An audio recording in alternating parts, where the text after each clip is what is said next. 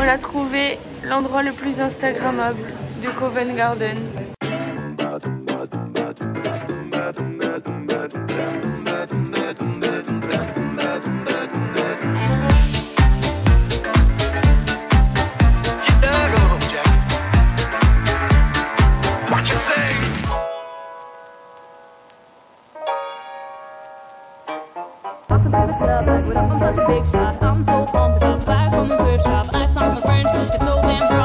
On a trouvé l'endroit le plus instagrammable de Covent Garden. C'est petit ça.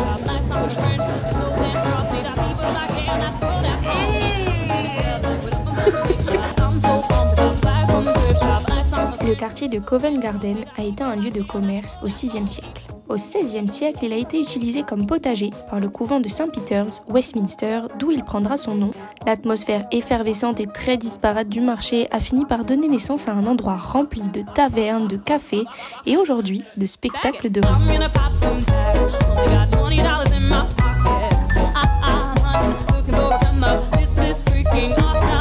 Regardez sur quoi on est tombé. On marchait dans Covent Garden, on est tombé sur cette petite placette incroyable. Oh mais moi je me mets dans le décor. J'adore.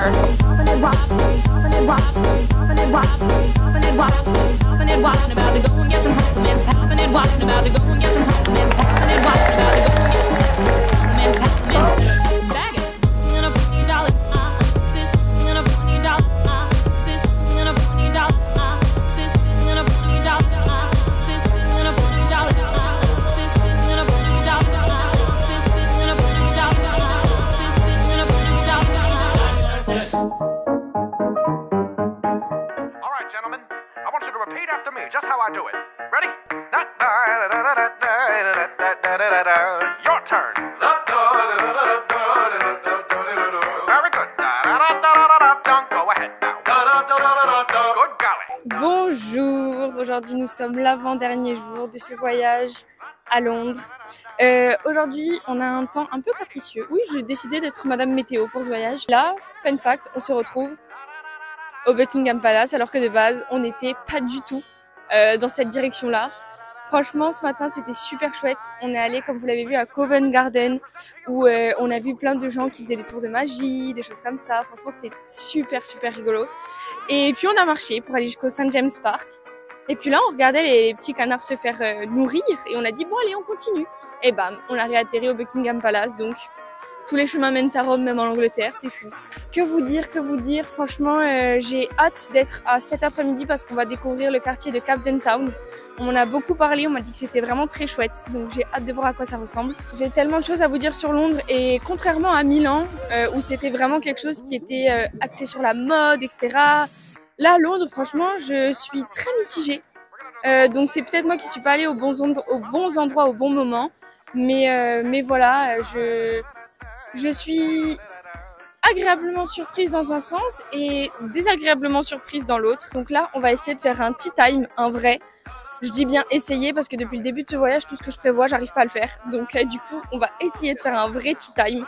Et une fois qu'on l'aura fait, je vous débrieferai un petit peu tout le voyage entre ce soir et demain. Vu que c'est le dernier jour, on va rester tranquille près de l'hôtel. Et puis voilà quoi. C'est parti. Let's bring it on home.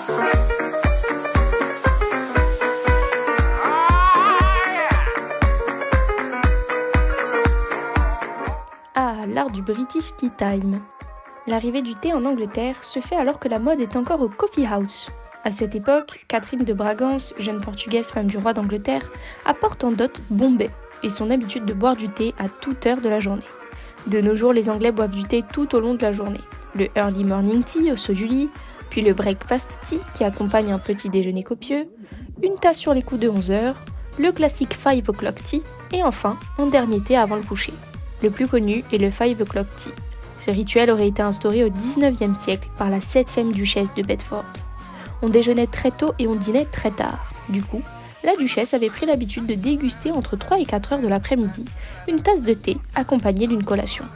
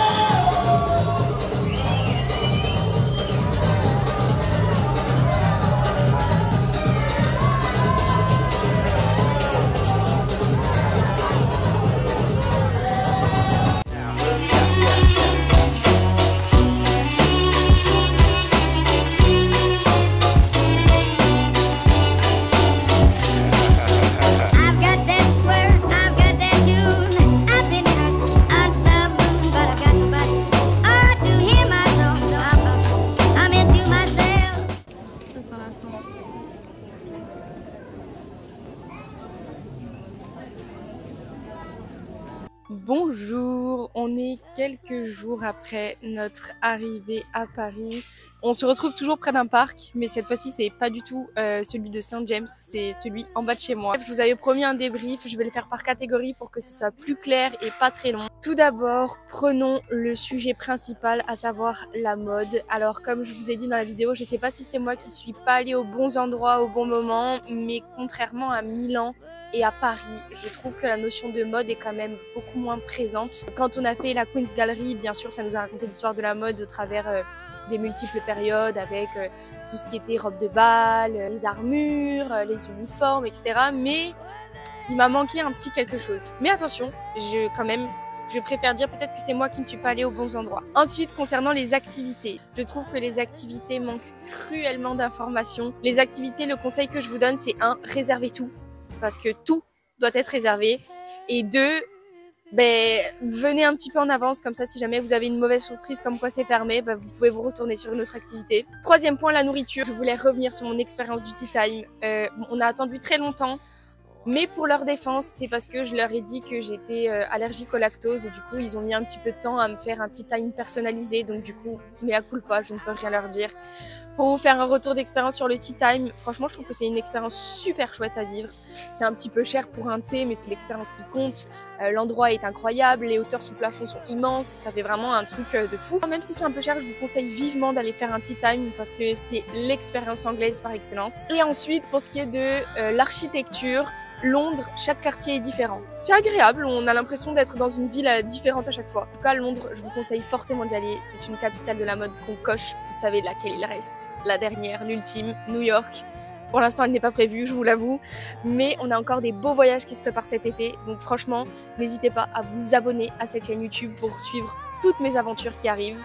Concernant la mode, le luxe, le lifestyle, je vous prépare des trucs incroyables, j'espère que ça va vous plaire. Activez la petite cloche des notifications pour ne rien manquer, suivez-moi sur Instagram, sur TikTok, je vous demande votre avis sur tout. En attendant, merci d'avoir regardé cette saison 2 dans mode avion, je vous en prépare une autre très rapidement. En attendant, merci pour tout, prenez soin de vous et à bientôt.